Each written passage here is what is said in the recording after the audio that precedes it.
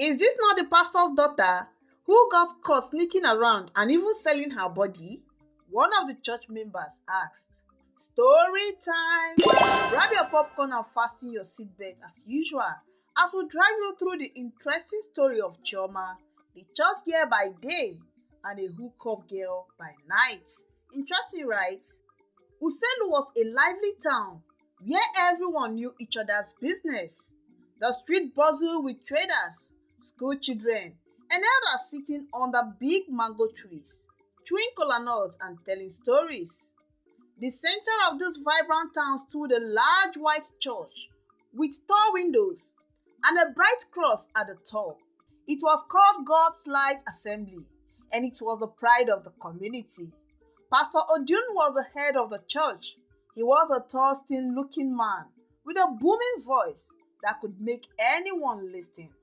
The Lord sees all, he often thundered from the pulpit, pointing his fingers at the congregation. The people loved and respected him because they believed he was a holy man. Pastor Odun's wife, Mama Chioma, was the kind of woman who would give you her last piece of yam if you were hungry. She was always seen in colorful buba and wrappers, her head wrapped neatly with matching scarves. She managed a small food store in the market where she sold ripe banana, pineapple, and juicy orange. Then there was Chama, their only daughter. At 18, Chama was the jewel of the family. She had smooth, dark skin, big, bright eyes, and a smile that could light up the darkest room. Chioma was not just beautiful, she was also talented. She led the church choir. Her voice so sweet, it could make even the most stubborn unbeliever say Amen. Everyone in Uselu admired her. She is a true daughter of Zion. The women in the market would say, May God bless Pastor Odun for raising such a child. But not everyone saw Chioma as a saint. Her younger brother Uselu sometimes noticed things others didn't because he was the closest to her. Like how Chioma's shoes were often dusty in the morning, as if she had been working all night to God knows where. Or how she sometimes avoided eye contact with her parents when they asked her where she had been. One day, Osaro approached her. Sister Choma, where did you always go at night? Choma laughed nervously and rubbed his head. Little boys like you shouldn't ask big girls questions, okay? Go and do your homework. Osaro frowned but said nothing. He decided to keep an eye on her. Chioma loved her family so much and enjoyed the praise she received from people in Uselu. But deep down, she felt trapped. Her father's strict rules and the constant pressure to be perfect weighed on her. She longed to experience freedom, to be herself without fear of judgment. Her chance finally came when she became friends with Esosa, a lively girl in her class. Esosa was everything Chioma wasn't. She was bold, carefree, and unbothered by what others thought. One afternoon after school, Esosa approached Chioma. Chioma, you are too fine to be acting like an old woman. Let's go out tonight. There's a party in the town. It will be fun, oh, don't miss out. Chioma hesitated. Party? At night? My papa will kill me if he finds out. Esosa laughed. How will he find out? Don't you deserve to enjoy yourself? Life is not all about church and Bible, please. Besides, nobody will recognize you. We will dress up and you will look like a queen. Chioma felt a rush of excitement. The idea of escaping her usual life, even for a few hours, was tempting. After much persuasion, she agreed. That night, Chioma waited until everyone was asleep in her house. She quietly slipped out of the bed, opened her wardrobe, and pulled out a dress Esosa had lent her. A short, glittering gown, unlike anything she had ever worn. She applied makeup for the first time, using the tips Esosa had shared. And when she looked in the mirror, oh God, she hardly recognized herself. Wow, she whispered. She climbed out through the window and met Esosa at the street corner. They flagged down a box heading to the main city. Chama's heart raced with a mix of fear and excitement. The party was unlike anything Chama had ever seen. Bright lights, loud music, and a sea of people dancing and laughing filled the space. Esosa introduced Chama to her friends, who complimented her beauty. "You look stunning," one of them said. "Are you sure you are not a model?" Chioma blushed. For the first time, she felt like she was truly living. But the fun came with a cost. As Chioma continued sneaking out at night regularly, she began to change. She lied to her parents about where she was going, telling them she was attending choir practice or visiting a classmate for group study. Her grade began to drop, and she grew distant from her family. Essay, Chioma's best friend since childhood, noticed the change. One afternoon after school, Essay confronted her. "Chioma, what's going on? You are not the same anymore. You hardly talk to me, and I see you hanging out with those white girls. What are you doing with them?" Chioma avoided her gaze. "Essay, you wouldn't understand. I'm tired of being the pastor's daughter. Everyone expects me to be perfect. I just want to be free. Is that a crime?" "Free?" Essay shook her head. "Do you think sneaking around and lying to your parents is freedom? Chioma, this path you are on will only lead you to trouble." But Chioma refused to listen. "I know what I'm doing, okay? Don't worry about me." Essay sighed, feeling helpless. She pressed silently for her friend, hoping Chioma would realize her mistake before it was too late. Chioma thought she had everything under control, but cracks in her double life began to show. One Sunday afternoon after church, a woman approached Pastor Odun and Mama Chioma. She greeted them warmly and then hesitated. "Pastor, please don't take this the wrong way," she began. "I saw a girl who looks like Chioma at a nightclub last night. I wasn't sure if it was her, but I thought I should let you know." Pastor Odun frowned deeply. "Chioma, my daughter?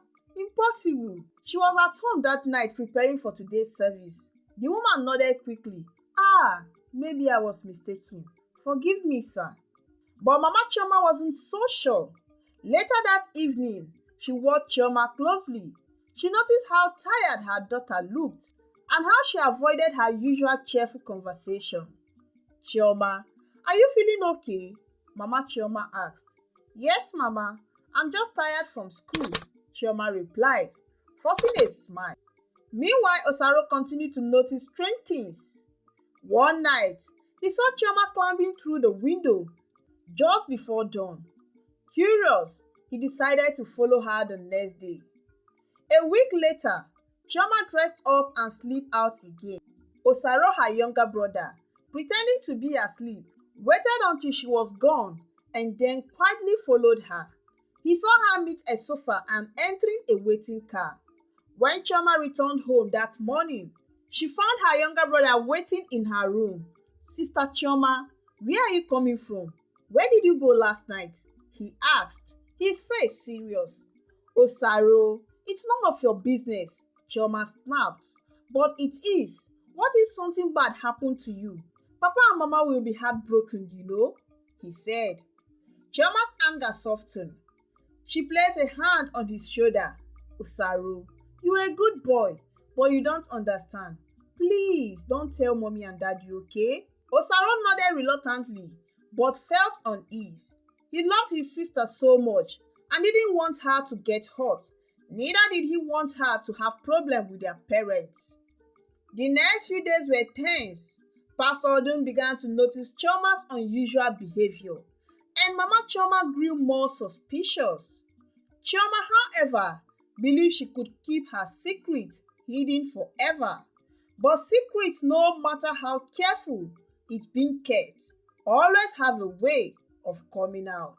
The night air in Uselu was cool, and the streets were unusually quiet. Chama, who was now an expert in the game, had just received a message from Esosa. "Big party tonight in GRA. VIP will be there, and there's big money to be made. Don't miss it." Chama hesitated. SS warning echoed in her mind. And Osaro's concerned face every day flashed before her eyes. But the feeling of excitement and the promise of easy money were too strong to resist. She told herself it would be her last time. Quietly, Chioma changed into a shimmering red dress and applied makeup quickly. As usual, she climbed out of her window and met Esosa at the usual spot. A sleek black car awaited them. "This party will be unforgettable," Esosa said. The car sped off towards GRA, one of the city's wealthiest neighborhoods. The house where the party was held was magnificent, with bright lights illuminating the garden and loud music thundering from within.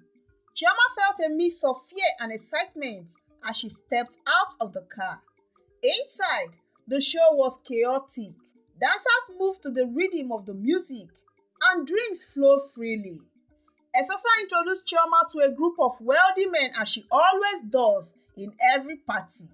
One of them, a middle-aged man with a gold chain, took an immediate interest in her. "You are beautiful," he said, handing her a drink. "What's your name, and how much is your price?" Chioma hesitated. "My name is Anita," she lied as always, avoiding eye contact. The man laughed. "Anita suits you very well. Let's dance. And I hope you will do me well tonight, because I'm ready to pay you as much as you want." Chioma smiled on hearing the huge money she would get that night. As the night wore on, Chioma felt increasingly uncomfortable. The man's advance became more aggressive, and the atmosphere in the house turned tense. All of a sudden, loud bang echoed through the air. Police officers stormed the party, shouting commands. "This is an arrest! Everyone stay where you are!" Panic erupted through the crowd. People scattered in every direction, but the police quickly apprehended many of them. Chioma's heart raced as she tried to escape through the back door, but an officer caught her arms. "Where do you think you're going?" the officer demanded. Chioma froze, tears streaming down her face. She had never been so terrified all throughout her night business. The next morning, Uselu's town was filled with the news of the arrest. Word spread quickly that several young girls from the town were caught at the party. Pastor Odun overheard church members discussing it after their morning prayer, which he went to the church.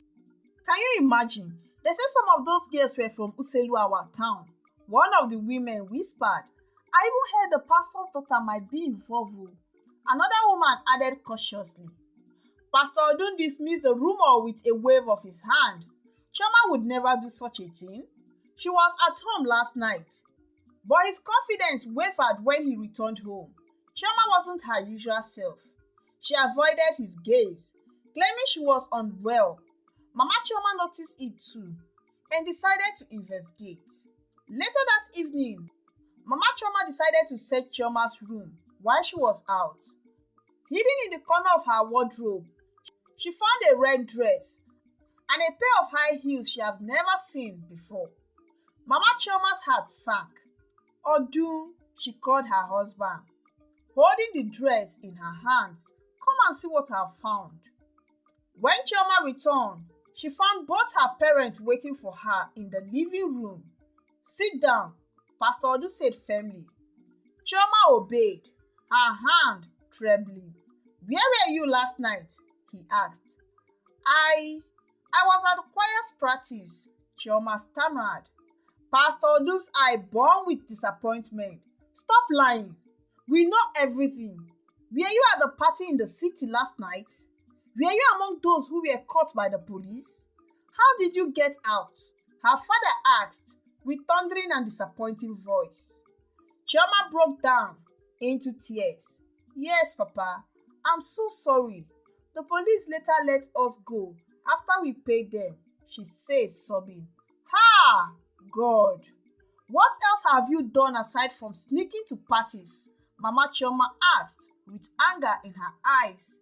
"To be honest, Mama, I smoke, I drink, and I also lay with some men for money," Chioma said, stammering in fear. The confession shattered her parents. Mama Chioma wept openly, while Pastor Odun sat in silence, his head bowed in shame. How could you do this to us? Mama Chioma cried. After all we have done for you. Chioma could only apologize now, but her words felt hollow. She had brought shame to her family and tarnished their reputation in the community. That night, Pastor Odun gathered the family for prayer, despite his anger. We will not give up on you, Chioma, he said, but you must face the consequences of your actions. Chioma nodded, her heart heavy with guilt. The news spread like wildfire in Uselu. By the following Sunday, whispers filled the church as members exchanged glances and murmured among themselves. Have you heard? One woman whispered to her friend. The pastor's daughter was caught in a nightclub. I heard she is into hookup. I still can't believe it. Another woman replied, Chioma of all people. Pastor Odun, though deeply hurt, maintained his composure during the service. He preached about forgiveness, using the story of the prodigal son to emphasize God's mercy. But as he spoke, his heart ached. Chioma, who was sitting in the front with her family, felt the weight of every word that comes out of her father's mouth. She couldn't meet the congregation's eyes, knowing they were staring at her. Ese, her best friend, sitting in the choir section, gave Chioma a sympathetic glance, silently praying for her friend. After the service, the church elders approached Pastor Odun. Pastor, we need to discuss the matter concerning your daughter, one of them said. Pastor Odun nodded slowly. I am aware of the damage this has caused to our family and the church, but I believe in redemption. Chama had admitted her mistake and she is ready to change. The others exchanged glances. We trust your judgment, Pastor, but this must be addressed publicly to maintain the church integrity. That evening, the family had a meeting. Pastor Odun explained that Chioma would need to apologize to the church and to the church community. You must take responsibility of your actions, he said. It's the only way to begin the journey of redemption. Chioma agreed, her voice trembling. I will, Papa. I want to make things right.